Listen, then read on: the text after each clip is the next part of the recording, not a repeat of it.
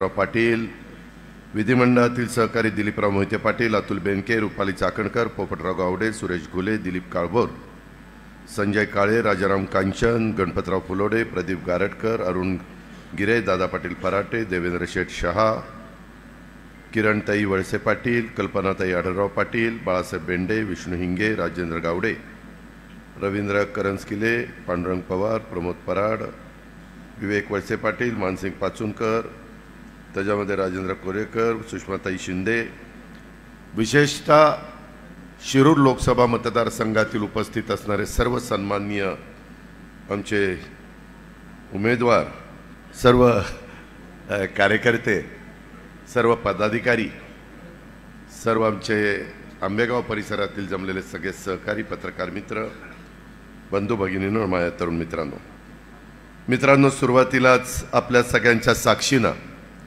राष्ट्रवादी काँग्रेस पक्षामध्ये प्रवेश केलेले शिवाजीराव आढळराव पाटील, अरुण गिरे, सुनील बाणकेले, संतोष डोके, रवींद्र करंजकिले, लक्ष्मण काचोळे, अंजली थोरात, कल्पनाताई आढळराव पाटील, पूजा कड, चांदेरे आणि असंख्य कार्यकर्ते, मी आता सगळ्यांची नावं घेत नाही, ह्या सर्वांनी जो राष्ट्रवादी काँग्रेस पक्षामध्ये प्रवेश केलेला आहे त्याबद्दल मी त्यांचं मनापासून स्वागत करतो आणि त्यांना एक चांगला निर्णय त्यांनी घेतला.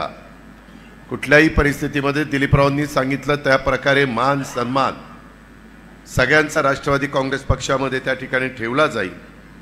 जुना नवा असा वाद आमच्यामध्ये आम्ही होऊन देणार नाही आणि एक जीवाने एक दिलानी माझ्या पुणे जिल्ह्याच्या सर्वांगीण विकासाच्या करता, माझ्या शिरूर लोकसभा मतदारसंघाकरता सगळेजण मिळून ह्या महायुतीच्या सरकारच्या माध्यमातून कामं करतील ह्याबद्दलचा विश्वास मी सुरुवातीलाच आपल्या सगळ्यांच्या साक्षीनं व्यक्त करतो. तसं बघितलं तर आजची ह्या परिसरामध्ये होणारी सभा ही शिरूर लोकसभेसाठी अमोल नाही तर अनमोल आहे असं म्हणायला काही हरकत नाही. माझ्या आधी अनेकांनी पूर्वीचा इतिहास सांगितला, प्रत्येकाने आपलं मन मोकळं केलं, प्रत्येकाने आपल्या मनामध्ये जी खंत आहे ती बोलून दाखवली आणि याच्याकरता काही दिवस मला लागले. मी सगळ्यांना वेगवेगळं भेटत होतो, वेगवेगळी चर्चा करत होतो. लोकसभेच्या निवडणुकी आता बरोबर 40व्या दिवशी मतदान आहे आपलं. त्याच्या आधी 7 दिवस बारामती लोकसभा मतदारसंघाचं मतदान आहे. पण माझ्या शिरूर, माझ्या मावळ आणि माझ्या पुणे या 3 लोकसभा मतदारसंघाचं मतदान हे 13 तारखेला आहे. 40 दिवस राहिलेले. शिवाजीरावांना निवडणुकीची माहिती आहे, अनुभव आहे, त्यांनी त्याच्याबद्दलची पार्श्वभूमी सांगितली. दिलीपरावांना आहे, तुम्हाला, आम्हाला सगळ्यांना आहे. निवडणुका आपल्याला नवीन नाही. पाठीमागच्या काळामध्ये मला आठवतं आहे राष्ट्रवादी काँग्रेस पक्षाची स्थापना झाली त्यावेळेस आंबेगाव तालुक्याचे राष्ट्रवादी काँग्रेस पक्षाचे अध्यक्ष हे शिवाजीराव आढळराव पाटील होते. दिलीपरावांच्या प्रयत्नातनं जो आपला भीमाशंकर सहकारी साखर कारखाना, ज्याच्यातनं तुमच्या माझ्या परिसरामध्ये एक आर्थिक बळकटी मिळाली, एक ह्या परिसरामध्ये संपूर्ण चित्र बदलून गेलं, आर्थिक सुबत्ता आली, त्याच्यामध्ये मुख्य प्रवर्तक म्हणून दिलीपराव काम करत होते. नंतर शिवाजीरावांच्यावर पण त्यांनी ती जबाबदारी दिलेली होती. मला आठवतं आहे, मला जसं राजकारणाचं थोडं बहुत कळायला लागलं तसं ह्या परिसरामध्ये एक निवडणूक झाली रामकृष्ण मोरे वर्सेस ज्ञानेश्वर खैरे आणि त्याच्यामध्ये अचानक रामकृष्ण मोरेंनी एक तरुण सहकारी, तरुण नेता या नात्याने खेड लोकसभा मतदारसंघ नाव होतं, त्याच्यामध्ये यश संपादन केलं. त्याच्यानंतरच्या काळामध्ये आपल्या तालुक्याचे सुपुत्र किसनराव बाणकेले यांनी देखील लोकसभेची निवडणूक जिंकली. त्याच्यानंतरच्या काळामध्ये नानासाहेब नवले आणि मी बारामती लोकसभा मतदारसंघातनं 91ला उभे राहिलो, खेडमधनं ते स्वतः उभे राहिले, विठ्ठलराव गाडगे पुण्यातनं उभे राहिले, त्यावेळेस नानासाहेब आणि मी त्या ठिकाणी निवडून आलो. त्याच्यानंतर लगेचच निवृत्तीशेठ शेरकरांना आपण उमेदवारी दिली, ते निवडून आले. त्याच्यानंतरच्या काळामध्ये राष्ट्रवादी काँग्रेस पक्ष नवीन पक्ष अस्तित्वाला 9 जून 1999ला आणि सगळ्यांनी स्वतंत्र निवडणुका लढवल्या.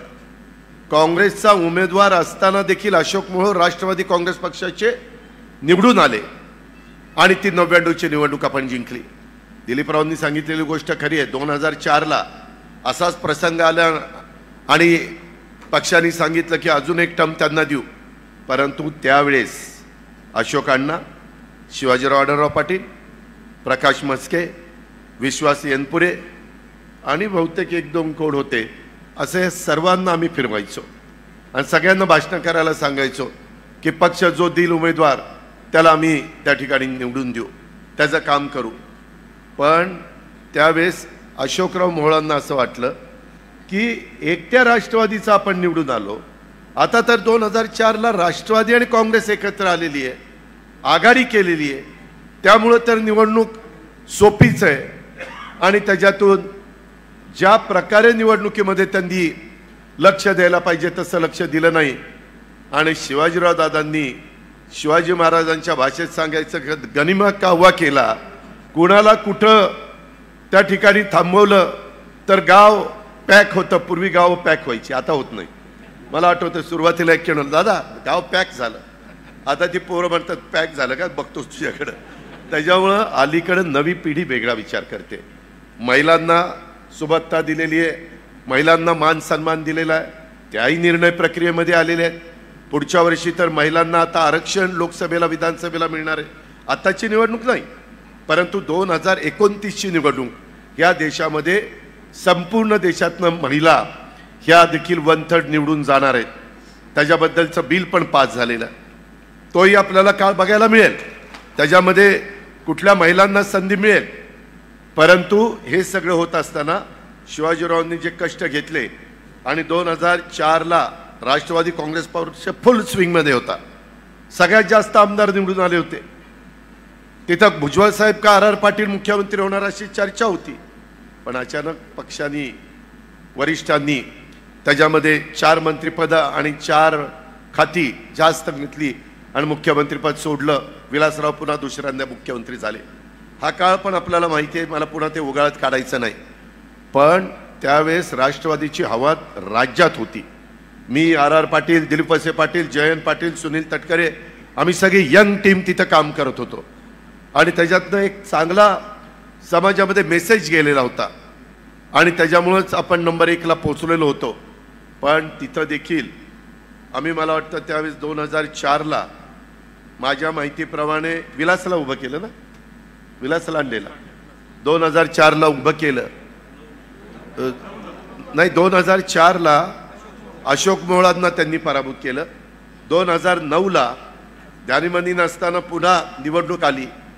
पुन्हा मला नेहमी वाटायचं, मी जिल्ह्यामध्ये राष्ट्रवादी काँग्रेस पक्षाचा कार्यकर्ता म्हणून काम करत असताना प्रत्येक तालुक्यामध्ये राष्ट्रवादी निवडून आली पाहिजे अशा पद्धतीनं मला वाटायचं.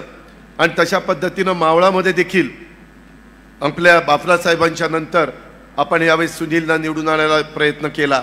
अशा सगळ्याच तालुक्यामध्ये आपण आपले उमेदवार निवडून आणले.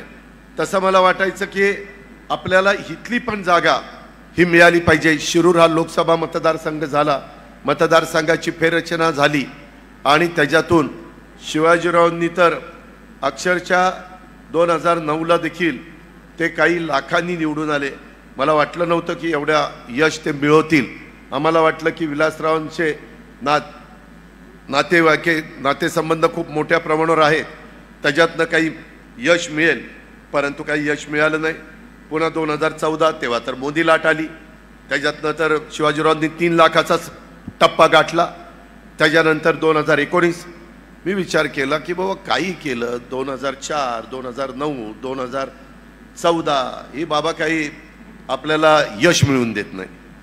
मग काय करायचं विचार केला. माझी डॉक्टर अमोल कोल्ह्यांची ओळख होती आणि मी त्यांना बोलून घेतलं. ते होते शिवसेनेत.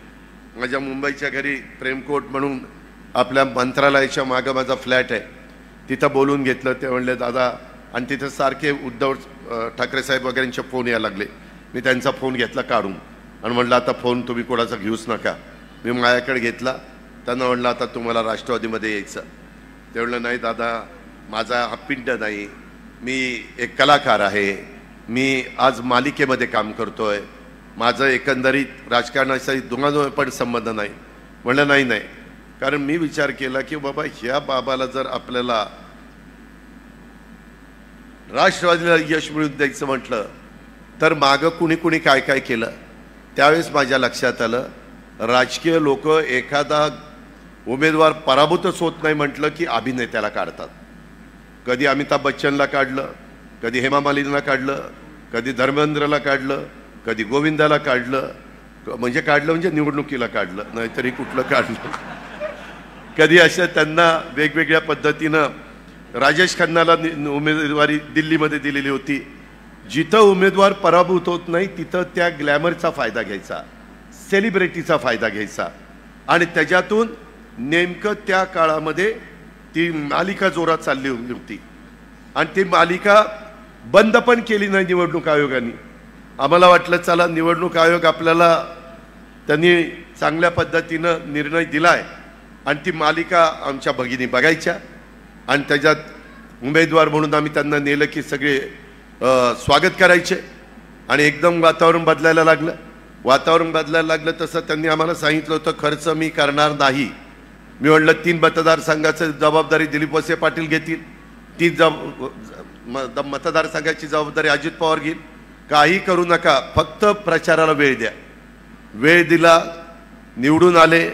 शिवाजीरावांचा त्याच्यामध्ये पराभव झाला. निवडून आल्यानंतर एखादा जरी अभिनेता असेल, कलाकार असेल, सेलिब्रिटी असेल तर ज्या भागातनं आपण निवडून जातो तिथं संपर्क ठेवायचा असतो. मी त्यांना म्हणालो की बाबा तुम्ही संपर्क ठेवा, फक्त संपर्क ठेवा. ते म्हणले दादा हे माझं काम नाही आहे, मी सेलिब्रिटी आहे. हे लोक जे निवडून गेलेले सेलिब्रिटी ते काही तिथं हे करतात का, मतदारसंघात लक्ष देतात का? नाही, ते कार्यकर्त्यांनी बघायचं असतं. अरे म्हणलं तुम्ही लोकसभेची निवडणूक आहे, देशाचं भवितव्य ठरवण्याचं काम तिथं पार्लमेंटमध्ये होतं आणि तुम्ही जर मतदारसंघात फिरणार नाही. दिलीप मोहिते पाटील तक्रार करायचे, दादा खासदार येत नाही. बाकीचे आमदार तक्रार करायचे. त्याच्यानंतर बहुतेक महेश लांडगे सोडले तर बाकीचे आमदार राष्ट्रवादीचे निवडून आले. त्याच्यामध्ये दिलीपराव वळसे पाटील कसं तरी त्या ठिकाणी सांभाळून घ्यायचे, पण बाकीचे मला म्हणायचे की हे काही बरोबर नाही आणि संपर्क तुटत चालला. आणि एक दिवस माझ्याकडे आले म्हणले हे संपलं, कोरोना संपला आणि मला म्हणले दादा मला राजीनामा द्यायचा. अरे म्हणलं कशाला, लोकांनी 5 वर्ष निवडून दिलं, राजीनामा कुठं द्यायला निघाला? नाही म्हणले आपल्याला जमतच नाही, माझ्या मालिका असतात, माझे चित्रपट असतात, मला प्रॅक्टिस करावी लागते, त्याच्यामध्ये मला वेळ द्यावा लागतो, मालिकेचं शूटिंग रात्री उशिरापर्यंत चालतं. ही गोष्ट खरी आहे. मगाशी कोणीतरी सांगितलं ते फोनवर पण त्यांचा कॉन्टॅक्ट व्हायचा नाही कारण ते त्यांच्या त्या कामाला जास्तीचं महत्त्व द्यायचे. मित्रांनो, ज्यावेळेस आपण समाजाचं हित डोळ्यासमोर ठेवून राजकीय क्षेत्रात आणि सामाजिक क्षेत्रामध्ये काम करण्याचा निर्णय घेतो त्यावेळेस काही गोष्टी आपल्याला बाजूला ठेवाव्या लागतात. जे शिवाजीरावांनी स्वतः खासदार झाल्यानंतर त्यांचाही बिझनेस होता, ते पण डिफेन्स मिनिस्टरीला लागणारे जे काही स्पेअर पार्ट्स आहेत ते त्या ठिकाणी तयार करायचे. पण त्यांनी जनतेचा जे प्रश्न आहेत त्याला अग्रक्रम दिला आणि त्याची ती पुस्तिका मी आत्ताच तुमच्या सगळ्यांच्या समोर प्रकाशन केलं. मी फार बारकाईने ते पाहत होतो. नेहमी मला अनेक वर्ष तुम्ही जिल्ह्यानी पालकमंत्री पद दिलं, त्याच्यामध्ये देखील चर्चा करत असताना आमचे कधी मतभेद व्हायचे नाही. काही मतभेद झाले त्याच्याबद्दल खुलेपणाने त्यांनी आणि दिलीप मोहिते पाटलांनी त्याचा खुलासा आपल्या सगळ्यांच्या समोर केलेला आहे. मी एकदा निवडून आल्यानंतर ती व्यक्ती जसं आमदार 5 लाखाचं प्रतिनिधित्व करतो तसं खासदार जवळपास 25 लाख लोकांचं प्रतिनिधित्व करतो. आज तुम्हाला माहिती आहे या शिरूर आणि भोसरी या 2 मतदारसंघामध्ये 11 लाख मतदार आहे. सॉरी, हडपसर आणि भोसरी 11 लाख आणि तुमचे जुन्नरखेड आंबेगाव ह्याचं मतदान आहे 9.5 लाख किंवा 10 लाख धरा आणि त्यात 2चं 11 लाख मतदान आहे. आपल्याला दिलीप वळसे पाटील साहेब, शिवाजीराव आढळराव, आपण महायुतीचे उमेदवार म्हणून त्या ठिकाणी चाललेलो आहे. बऱ्याचदा मी मागे बघायचो, लोकांना देशामध्ये तिसऱ्यांदा बहुसंख्य देशातल्या जनतेला पंतप्रधान तिसऱ्यांदा नरेंद्र मोदी साहेबांना करायचं आहे. हा जनतेचा साधारण कौल आहे. जर आपण त्याच्यामध्ये सर्वे केला तर तेच पाहायला मिळतं. कारण गेले 10 वर्ष अतिशय हिमतीनं तुमच्या माझ्या देशाची शान आणि मान वाढवण्याचं काम जागतिक पातळीवर झालेलं आहे. कधी तुमच्या माझ्या देशाला जगाच्या वेगवेगळ्या भागामध्ये एवढं वेलकम केलं जायचं नाही, एवढं महत्त्व दिलं जायचं नाही. दिलं जायचं पण आत्ताच्या तुलनेमध्ये एवढं नाही. आणि ते होत असताना त्यांनी ज्या प्रकारे प्रकल्प हातामध्ये घेतले, मग गेल्या 10 वर्षामध्ये ज्या प्रकारचे नॅशनल हायवे झाले, प्रचंड मोठ्या प्रमाणावर पोर्ट बंदरं, त्याचा विकास चाललेला आहे. प्रचंड मोठ्या प्रमाणावर विमानतळं, त्याचा कायापालट होतोय. परवा पंतप्रधानांनी आपलं पुण्याचं टर्मिनलचं उद्घाटन केलं. आपल्या ऑनलाईनवर जवळपास 1 लाख कोटीची वेगवेगळी विमानतळाची उद्घाटनं झाली. आपल्या इथं 500 कोटीचं टर्मिनल केलंय.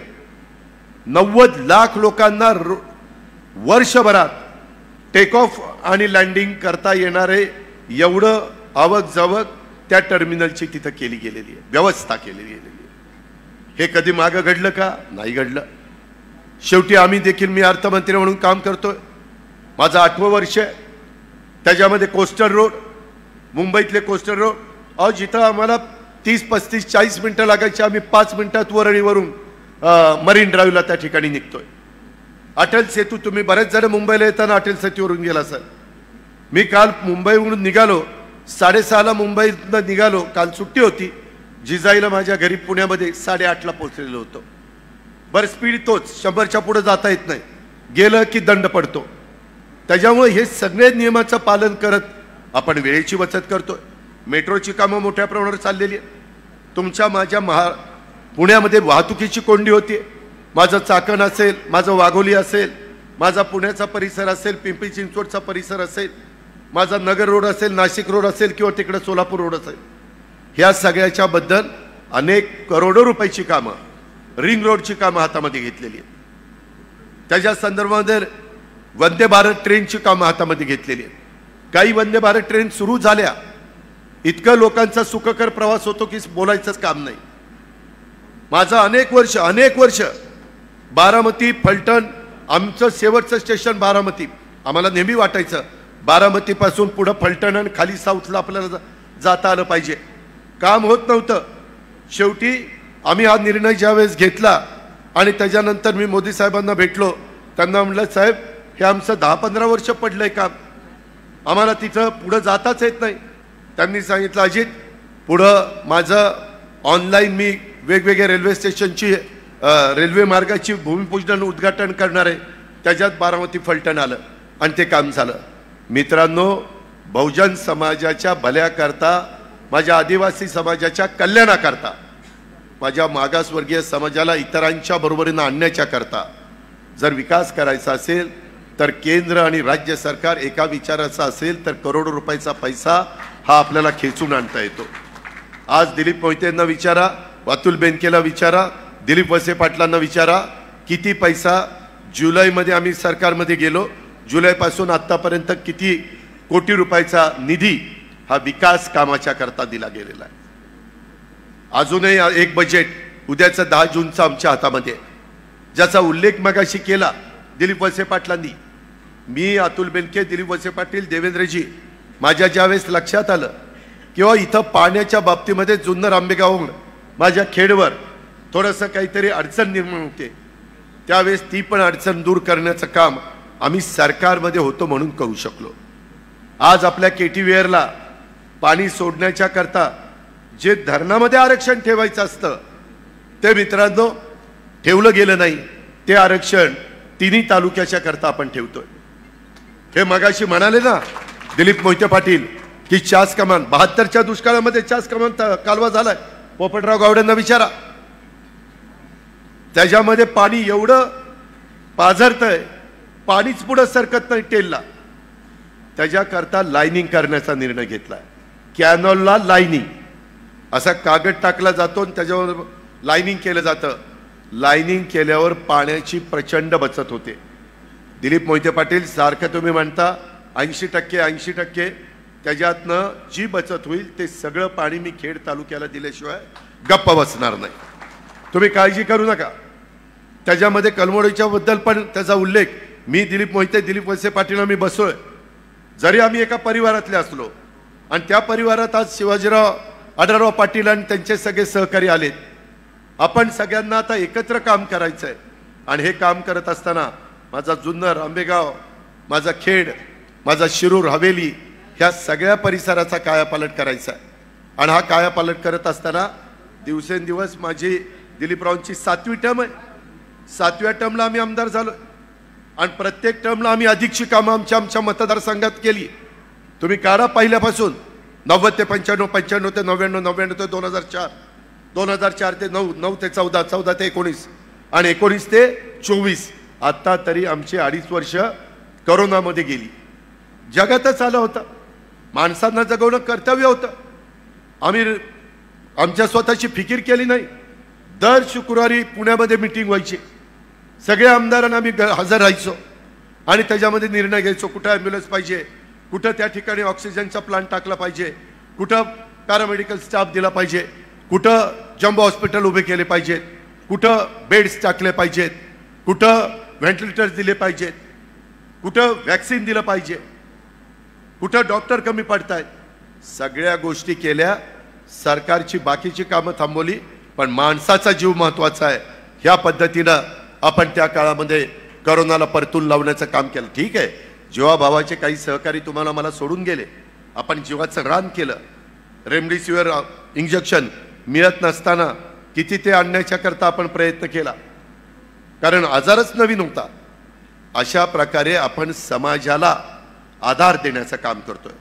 आज देखील एकनाथराव शिंदे असतील, देवेंद्र फडणवीस असतील, मी असेल किंवा दिल्लीमध्ये स्वतः नरेंद्र मोदी साहेब असतील, अमित शहा साहेब असतील, हे सगळेजण आज वेगवेगळ्या पद्धतीनं सर्वसामान्य माणसाला काय देता येईल.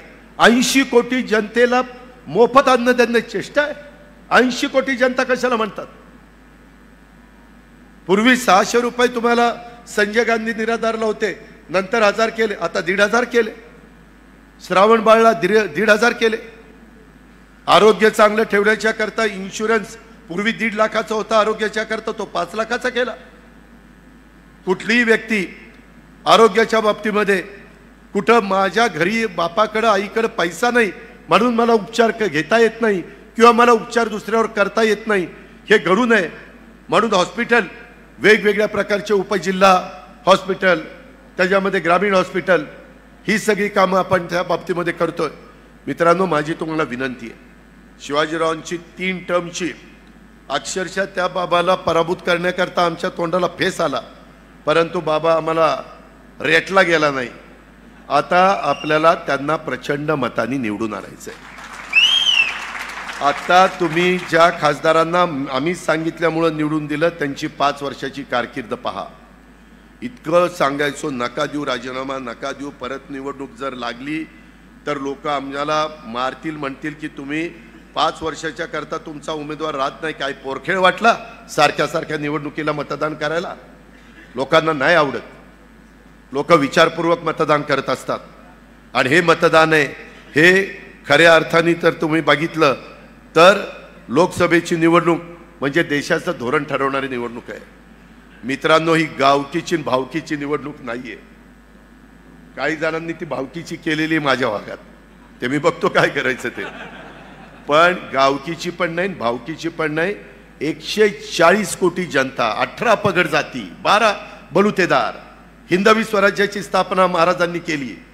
28 तारखेला तिथीप्रमाणे त्यांची मला वाटतं शिवजयंती आहे. 28 तारखेला परवा दिवशी. मित्रांनो, हे सगळं आज ही सगळी कामं करत असताना आम्ही अनेक वर्ष विचार करत करत आपलं तुळापूरचं, आपलं वडूचं छत्रपती संभाजी महाराजांचं स्मारक, शिवनेरीला पायथ्याशी मला अतुल बेनके मागे लागला होता, तिथं आपण चांगल्या प्रकारचं पर्यटक आल्यानंतर कशा प्रकारचे शिवाजी महाराजांच्या काळातली हत्यारं होती, कशा प्रकारे तो काळ होता, तो समजून सांगण्याच्या करता आपण तिथं निधी मंजूर केलेला आहे. साईबाईंचं स्मारक, त्यांचा वाडा तिथं सापडलेला आहे, ते तिथं आपण त्या ठिकाणी करतोय. क्रांतीवीर लौजी वस्ताद साळवे, त्यांचं स्मारक अतिशय भव्य दिव्य पुण्यामध्ये करतोय. कुठल्याही जाती धर्माला हे सरकार आमचाही सगळ्यांचा विचार करतोय, ही भावना आम्ही सगळेजण अष्टविनायकाच्या संदर्भात विविध वेगवेगळ्या प्रकारच्या सुविधा त्या देण्याच्या करता आपण तिथं मदत करतोय. अशा अनेक गोष्टी, मी कितीतरी गोष्टी तुमच्याकरता सांगू शकेन. आज खऱ्या अर्थाने आपल्याला पुणे आणि नाशिक हा त्रिकोण पूर्णच करायचा आहे.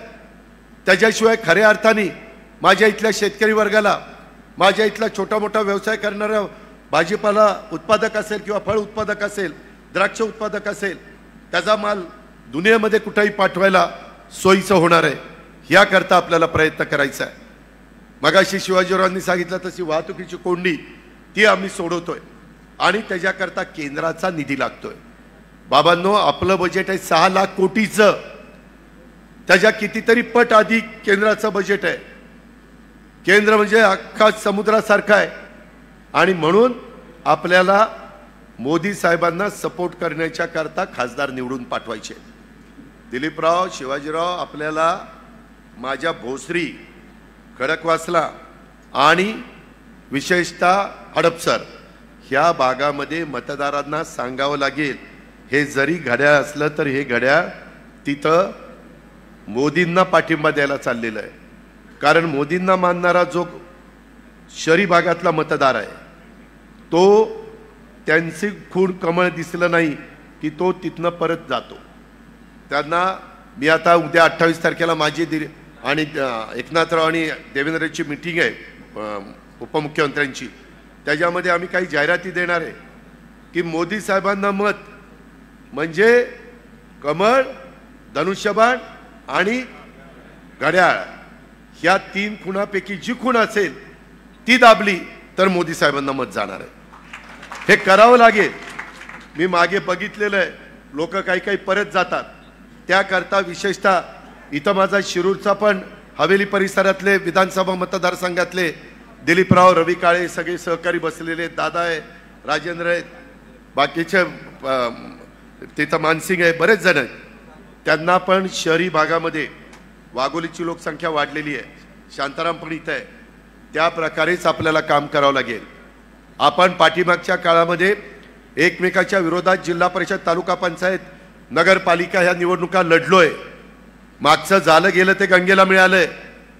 आता नवी सुरुवात आहे, त्याच्यामध्ये मिळतं जुळतं घ्यावं लागेल. लोकसभा, विधानसभा देशाच्या आणि राज्याच्या भवितव्याच्या दृष्टिकोनातनं फार महत्त्वाच्या निवडणुका आहेत. त्याच्यातनं कायदा सुव्यवस्था, त्याच्यातनं जातीय सलोखा, त्याच्यातून एक चांगलं वातावरण हे आपल्याला निर्माण करायचं आहे. आणि ती करण्याची ताकद आणि धमक ह्या लोकसभेत आणि विधानसभेमध्ये. आज विरोधक कारण नसताना, आज त्यांच्याकडे मुद्दा नाही. आपल्या इथंही विकासाच्या बद्दलचा मुद्दा विरोधकांना काढता येणार नाही.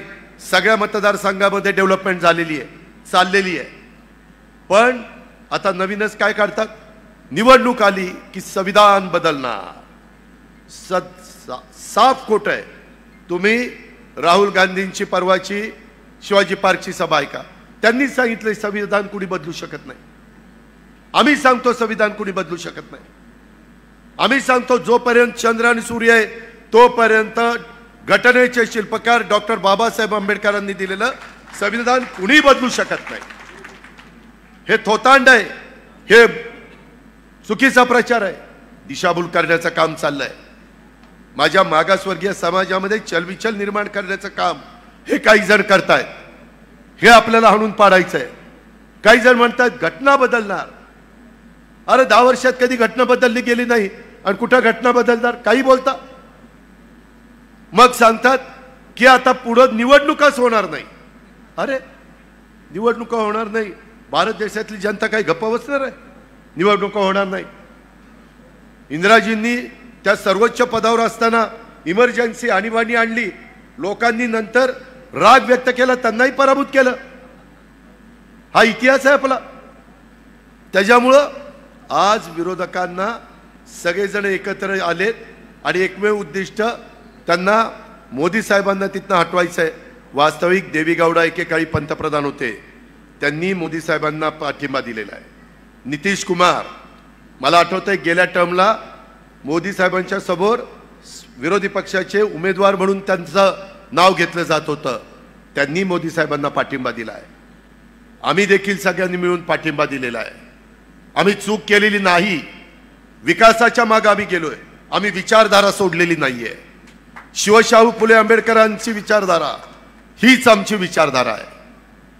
त्याच्यामध्ये कुठं तसोभर देखील आम्ही कॉम्प्रोमाइज केलेलं नाहीये.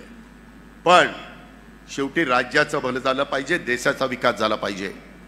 देशाची अर्थव्यवस्था 5व्या क्रमांकावर आहे जगात, ती 3ऱ्या क्रमांकावर आणायची आहे. $5 ट्रिलियन ही अर्थव्यवस्था गाठायची आहे. त्याच्याकरता प्रचंड काम करावं लागणार आहे, प्रचंड विकास करावा लागणार आहे. हे सगळं आज नवी संसद केली का, तर आमच्या महिला तिथं आल्या, 200-250 महिला वाढल्या, संसदेची संख्या 800 पर्यंत गेली, तर त्यांना बसायला जागा नको का? उद्याची 50 वर्ष डोळ्यासमोर ठेवून आखणी चाललेली आहे. चंद्रयान आपण तिथं चंद्रावर गेलो, सगळ्या बाबतीमध्ये प्रगती चाललेली आहे. आज आजूबाजूची राष्ट्र वाकड्या नजरेने बघत नाहीत.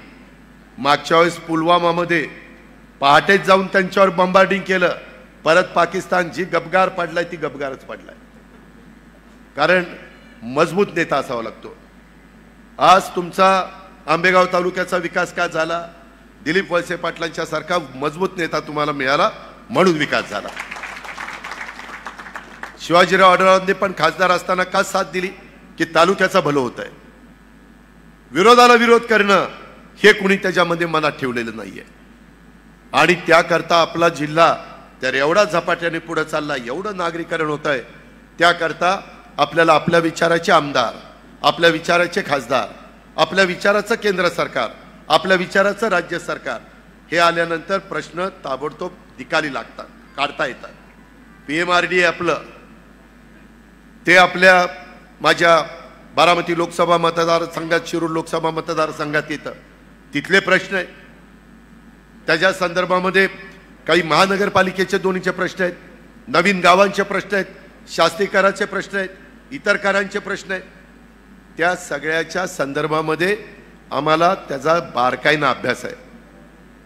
आमचा उद्याचा आम्ही दिलेला उमेदवार, मी आज या जाहीर सभेच्या निमित्तानं दुपारी मी सुनील तटकरेंची रायगडमधली उमेदवारी महायुतीचे उमेदवार म्हणून जाहीर केली.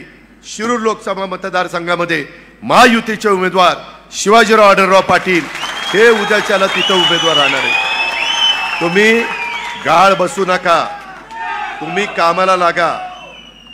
आपल्या समोरचा उमेदवार आधीपासून कामाला लागलेला आहे. तो डायलॉगबाजी करण्यात वस्ताद आहे. त्याच्यामध्ये डायलॉगबाजी करणं म्हणजे चित्रपटात आणि तुमच्या मालिकेमध्ये ठीक आहे, नाटकामध्ये ठीक आहे. जनतेच्या समोर घाम गाळावा लागतो, काम करावं लागतं. ते काम करण्याची धमक त्या शिवाजीराव आढळराव पाटलांच्या मध्ये आहे. त्याचा अनुभव आपण 15 वर्षाचा घेतलेला. त्यांची 15 वर्षाची कारकीर्द काढा, यांची 5 वर्षाची काढा. जरी आम्ही त्यांना निवडून आणण्याच्या करता जीवाचं रान केलं, आम्ही काही मनकावडे नाही.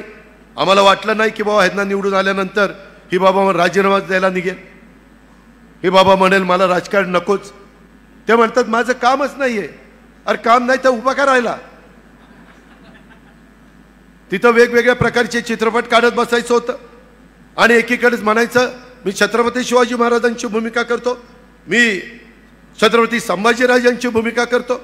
अहो 2022ला why I killed Mahatma Gandhi, तुम्ही नथुराम गोडसेची भूमिका केली ना. हे कसं काय केलं? हे पटलं का तुम्हाला? तुम्ही ती भूमिका केलेली सांगता, ही भूमिका केलेली सांगा. बघू काँग्रेसवाले तुमचा प्रचार करतायत का? आणि जर तुम्हाला वेगवेगळ्या भूमिकाच करायच्या आणि जनतेचे प्रश्न सोडवायचे नाही, जनतेच्या करता उपलब्धच राहायचं नाही, सकाळ दुपार संध्याकाळ. पूर्वी आम्ही 91ला आमदार झालो, खासदार झालो, त्यावेळेस किती खासदारकीचे 7.5 लाख 8 लाखाचा मतदारसंघ असायचा. 7.5 लाखच किंवा 8 लाख. आताचे मतदारसंघ झालेत 25 लाखाचे. उलट लोक आता जास्त ऍक्टिव्ह झालीत. Social media, print media, electronic media, कुठं काय खटकलं की लगेच कळतंय. लोक जागृत झालेले आहेत. अशा सगळ्याच्या बाबतीमध्ये सतत तुम्हाला उपलब्ध राहणारा खासदार पाहिजे. ते खासदार उद्याचे शिवाजीराव आढळराव पाटील होऊ शकतात. या पद्धतीनं माझी तर आंबेगावकरांना विनंती आहे, जो ज्या तालुक्यातला खासदार असतो, उमेदवार असतो, त्या तालुक्यांनी कमीत कमी त्या उमेदवाराला 1 लाखाचं मताधिक्य दिलं पाहिजे. 1 लाखाचं ही पद्धत असते. आज दिलीपराव, शिवाजीराव सगळेजण एकत्र आलेले आहेत.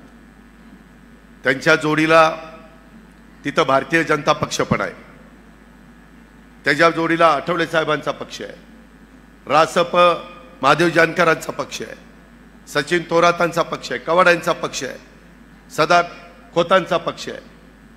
अनेकांनी एकत्र येऊन ही महायुती केलेली आहे आणि ह्या सगळ्यांचं मिळून आपल्याला उद्याच्याला प्रचार करायचा आहे. त्याच्यामुळं अजिबात गाळ बसता कामा नये. आता काही पहिल्यासारखं मगाशी दाखले काहींनी दिले तसं खासदारकीला एक आमदारकीला एक असं नाही. आता दोन्हीकडेच आपल्याला घड्याळ चालवायचं आहे. त्याच्यामुळं एकतर्फी मतदान झालं पाहिजे, मताची टक्केवारी वाढली पाहिजे, बूथ वाईज काम झालं पाहिजे. तुम्ही बाकीचं उगीच मी उठायचं आणि दुसऱ्याच गावात जायचं. अरे तुला कोण तिथं विचारते? तुझं गाव बघ ना बाबा, पहिलं गाव बघ, तुझा वॉर्ड बघ, तुझी भावकी बरोबर आहे का बघ. मला तर भावकीमुळे फार अनुभव आला. तुझी त्याच्यामध्ये हे बघावं लागतंय तर पुढचं सगळं जमतंय. हा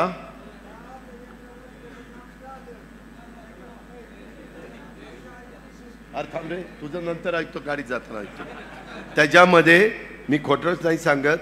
बऱ्याचदा गावचे सरपंच पण आपण नसतो आणि जाऊन सांगतो इकडं मतदान करा, तिकडं मतदान करा, आणि गावातला सरपंच दुसऱ्याच बाजूचा असतो. लोक म्हणतात तुझं गाव आहे का रे, तुझ्या बरोबर आलाय आम्हाला सांगायला, अमकं करा तमकं करा. त्याच्यामुळं जे नगरपालिकेत काम करतात, जे महानगरपालिकेत काम करतात, त्यांनी त्यांचा वॉर्ड प्रभाग सांभाळावा. जे माझ्या ग्रामपंचायतीत काम करतात त्यांनी त्यांचा वॉर्ड सांभाळावा. जे प्रमुख तालुक्याचे नेते असतील, जिल्ह्याचे नेते असतील, राज्याचे नेते असतील, ते त्यांचा प्रचार वेगवेगळ्या पद्धतीनं करतील. वेगवेगळ्या वक्त्यांच्या सभा ह्या कशा टाकायच्या त्याबद्दलची पण आखणी व्यवस्थितपणे त्या बाबतीमध्ये केली जाईल. बोलताना गाव पातळीवर देखील घोंगडी बैठका किंवा काही करत असताना, आदिवासी भागात जात असताना सगळीकडं काही लोकांनी काही वेगळं मत व्यक्त केलं तर ऐकून घ्या, त्याला समजावून सांगा की बाबा नाही रे, असं असं आहे, आपण ह्याच्यातनं असा मार्ग काढतोय. मार्ग काढण्याची धमक आणि ताकद महायुतीमध्येच आहे आणि केंद्रामध्ये एनडीए सरकारमध्येच आहे, मोदी साहेबांच्या मध्येच आहे. हा विश्वास त्यांना त्या ठिकाणी द्या आणि त्या पद्धतीनं प्रचंड मताधिक्यांनी आपल्याला शिरूर लोकसभा मतदारसंघाची जागा निवडून आणायची आहे. त्यामध्ये कुठेही राग लोभ ठेवू नका. माझं नावच टाकलं नाही, माझं नाव घेतलं नाही. दादांनी 20 नावं घेतली, माझंच नाव घेतलं नाही. मी नावं घ्यायला आलेलो नाही, मी सभेत मार्गदर्शन करायला आलोय. बाकीचे पण बोलत असताना कदाचित कुणाचं काही राहील किंवा फोटो एखाद्याचा राहील, मित्रपक्षांचे वगैरे फोटो वगैरे, त्यांचा मान सन्मान ठेवून आपण पुढे गेलं पाहिजे. ह्याबद्दल काळजी घ्या. आता तुम्ही ही सभा संपल्यानंतर लगेचच शिवाजीराव आखणी करा.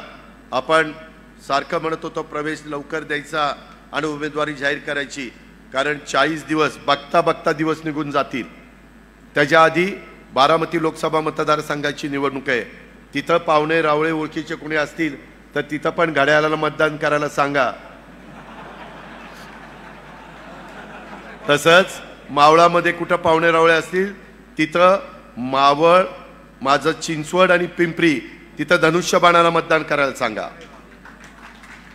माझं वडगाव शेरी आणि हडपसर सोडून, हडपसर आणि त्यामध्ये खडकवासला सोडून बाकीचे जे काही भाग आहे त्याच्यामध्ये मग वडगाव शेरी माझं, तुमचा कोथरूड असेल, कसबा असेल, कॅन्टोन्मेंट असेल, शिवाजीनगर असेल, ह्या सगळ्या भागामध्ये त्या 6 विधानसभा मतदारसंघात शहरामध्ये कमळ, आपल्या जिल्ह्यात कमळ तिथं चालवायचं आहे. इकडं आणि बारामतीमध्ये घड्याळ चालवायचं आहे आणि त्या मावळातल्या 3 तालुक्यामध्ये धनुष्यबाण चालवायचं आहे. त्याच्यामुळे तिन्ही महायुतीचे चिन्ह आपल्या सगळ्यांच्या दृष्टीनं महत्त्वाची आहे. गल्लत करू नका, नीट लक्षात ठेवा. आणि त्या पद्धतीनं त्या भागात मित्रपरिवार वगैरे असतो, त्याच्या संदर्भामध्ये नातीगोती असतात, त्या सगळ्यांचा कसं आपल्याला मदत घेता येईल, त्यांना कसं कन्व्हिन्स करता येईल, ह्या पद्धतीचं काम आपण सगळ्यांनी ह्या निमित्तानं केलं पाहिजे.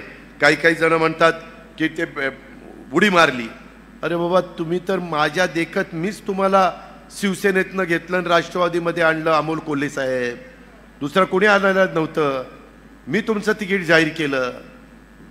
एवढं लवकर कसं विसरला? उलट हे घर वापसी झाली. तुमची तरी घर वापसी नाही झाली. तुम्ही तिथनं शिवसेनेत गेला तर तुमची घर वापसी, पण शिवसेनेत गेल्यावर घर वापसी म्हणायचं का मनसेत गेल्यावर घर वापसी म्हणायचं का आणखीन कुठे गेल्यावर घर वापसी म्हणायचं, तो संशोधनाचा भाग आहे. त्याच्या खोलात मी जास्त जात नाही. पण मित्रांनो, भावनिक होऊ नका. चित्रपट पाहताना, मालिका पाहताना तेवढ्यापुरतं आपण तिथं पाहू आणि नंतर आपण आपल्या कामाला लागू. खासदारकीचं बटन दाबत असताना 5 वर्षाच्या करता बऱ्या वाईट काळ जो आपल्यावर येईल, त्या काळामध्ये साथ देणारा कोण आहे, त्या काळामध्ये धावून येणारा कोण आहे, त्या काळात सहकार्य करणारा कोण आहे आणि मागचा त्या व्यक्तीचा अनुभव काय आहे, ह्या सगळ्याचा साकल्याने विचार करा. मला खात्री आहे, मला विश्वास आहे की हा साकल्याने आपण विचार करत असताना तुमच्या सगळ्यांच्या समोर शिरूर लोकसभा मतदारसंघामध्ये शिवाजीराव आढळराव पाटील आणि घड्याळ हेच नाव तुमच्या समोर आल्याशिवाय राहणार नाही. त्याकरता सगळ्यांनी मनापासून प्रयत्न करा आणि महायुतीचा उमेदवार प्रचंड मताधिक्याने लोकसभेमध्ये पाठवा, हीच आग्रहाची, नम्रतेची, कळकळीची विनंती करतो. आणि पुन्हा एकदा या सर्वांचं मनापासून स्वागत करतो आणि थांबतो. जय हिंद, जय महाराष्ट्र.